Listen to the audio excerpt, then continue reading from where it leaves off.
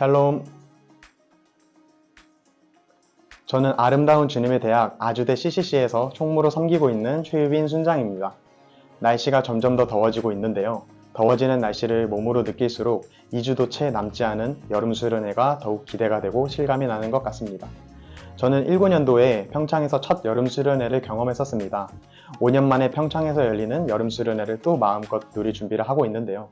사랑하는 시멘 여러분들도 여름 수련회를 기대하며 성령 충만으로 준비해봅시다.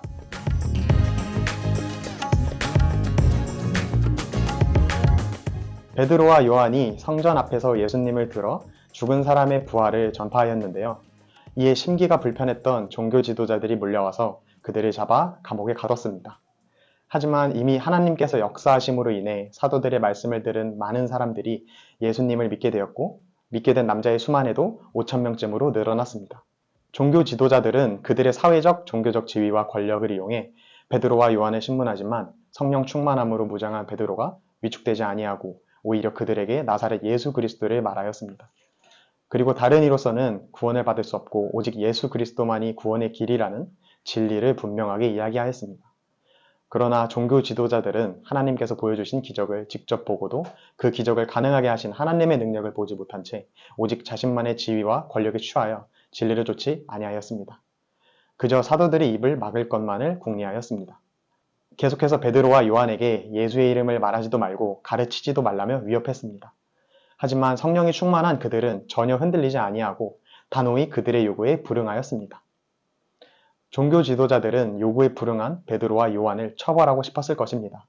본보기로 삼고 싶었을 것입니다. 허나 백성들이 하나님께 영광을 돌리며 찬양하는 모습을 보고 종교 지도자들은 베드로와 요한을 처벌할 방법을 찾지 못하고 놓아 주었습니다. 역시나 하나님께서 베드로와 요한을 지켜주셨습니다. 이번 말씀을 묵상하면서 두 가지를 주목하였습니다. 첫째는 하나님의 능하심, 둘째는 성령 충만입니다. 첫째로 하나님의 능하심을 느꼈습니다. 그 당시 종교 지도자들이 가진 권위는 마음만 먹으면 누구라도 신문하고 처벌할 수 있었습니다.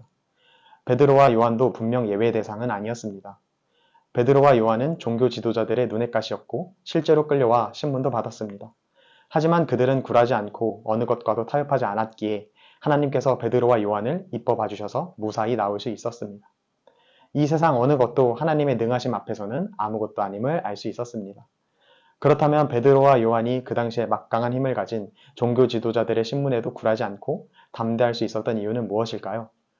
둘째, 바로 성령 충만입니다. 말씀에서 베드로와 요한이 성령 충만하였다는 것이 분명히 명시되어 있습니다.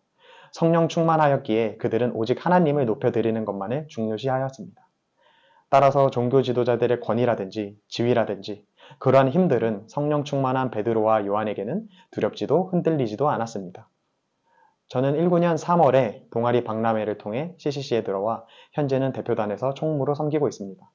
그동안 CCC에서 하는 사역과 여러 수련회에서 함께하며 훈련받았고 공동체 속에서 동역자의 기쁨을 누렸고 또 누리고 있습니다.